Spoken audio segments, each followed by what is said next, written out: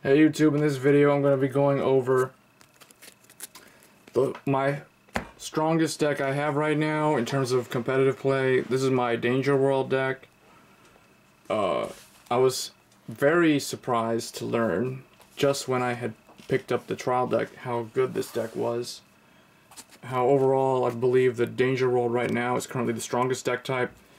It features the most consistent cards, the best monsters in terms of overall attack and defense ratio in comparison to the size of the monster is another thing too. And the fact that it's the only world right now that has size 0 monsters, which are a big thing.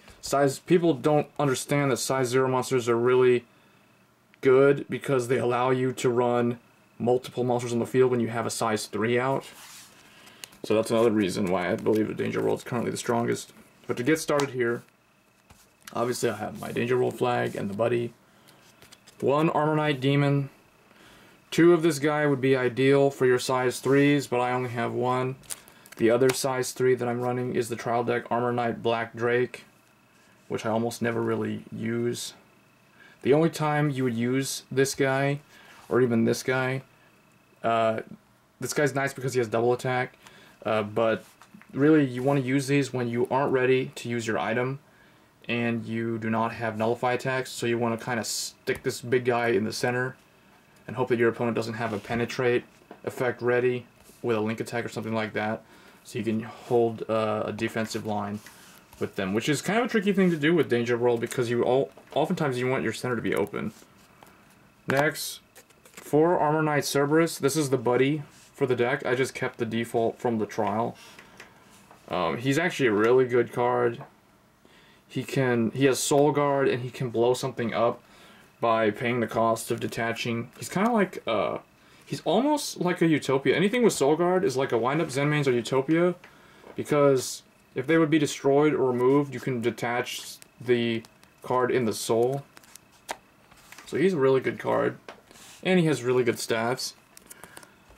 As a lot of Danger World cards have really good stats. We have 1 Armorknight Medusa in here. Oh, I forgot to mention, this deck is primarily Armor Knights. I don't have a Dueling Dragon deck yet. I don't really think it's viable right now, or it's even necessary. But I do have some Dueling Dragon cards in the deck, such as this one, Fighting Dragon, Demongodol. I just teched him in here because I pulled one of him. So just put him to some use, and he's not really, like, you can throw him in Armor Dragons, or I mean Armor Knights, and he'll work just fine. He's not really, I guess, monster type specific with his effect. And then 2 Armorknight Golems. I replaced my Armorknight, I forgot what they were, but they were 2 guys that were in the trial deck. I took them out and put these in. They're just overall better. Their stats are better. And then 2 Armorknight Griffins. They have 7,000 attack, they're a size 2 and they deal 3 damage. For size 1, I have 2 Armorknight Succubus. Another card that has Soul Guard, which is a really annoying effect.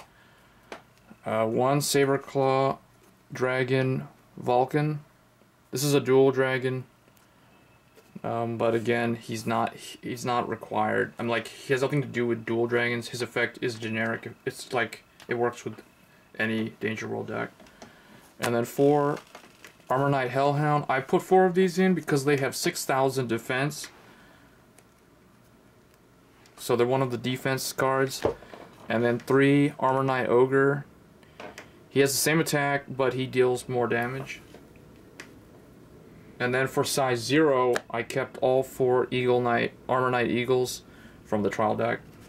Most of the time, these get absorbed for Cerberus or anything that has like a Soul Guard effect. But these are really good because you can have like 2 of these on the field with this, and that's a pretty threatening lineup because these are size 0 with 4,000 power. So it puts a lot of pressure on the opponent. They have to defend a lot, otherwise they'll lose pretty quick. For items, I'm running 4 Hysteric Spear. This is probably their best item card right now. I have 2 rares. This is a really good weapon because it has penetrate, and because you almost always will keep the center line open. You won't have anything in the center. You just equip this and just keep attacking them, whatever they put in the center. You just link attack or whatever, and then, or you impact, and then you deal so much damage. And then 3, Boulder, Piercing Spear. A lot of people will probably say take one of these out. But I noticed that the few times that I lose with this deck, it's almost always because I don't have an item equipped when I need one. So that's why I'm running 7 items. I just kept the default ratio that the trial deck recommends. And then 1 Thunder Devastation because I pulled one. Pay 2 gauge, destroy all defense 5,000 less monsters in the opponent's field. So that's kind of like a lightning vortex. And then you have 1 Lord Aura Meditation. Pay 2 cards. Put 2 cards on top of your deck into your gauge. That just basically gives you 2 more gauge. 3 Invigorating Breath. Arguably the best heal in the game, period. And it's only available in the trial deck. Yeah, this keeps it. This is really good at preventing a dragon rolled opponent from being able to use their impact because it'll always keep your life out of reach from them. So they have to work very hard to bring your life down. And then 3 Crimson Slash. Pay 1 gauge. Destroy a size 1 or 2 monsters from the field. And the only requirement is that you have to pay 1 gauge and you can't have anything in the center. And then 4 Battle Aura Circle. You can't have anything in the center and you just nullify an attack. There's no limitations on it. You can nullify linked attacks. And then 2 Survival Chance. This is basically the draw card. And it's a late game card too, so that's why there's only no more than 2 copies of it. Basically a Pot of Greed in late game. And then the last card, I just kept all 3 impacts from the trial. Actually, I think one of them is the rare. Yeah, I just swapped it out. Just 3 impact cards. Because by mid-game, I always have at least 1 in my hand. So that was the deck. This is probably the strongest deck that I have right now. Let me know what you guys think. Really, the only thing I would change is if I had a second one of these, I'd run it over that. And if I had probably another Medusa, I'd run it over this. So as always, guys, rate, comment, subscribe. Thanks.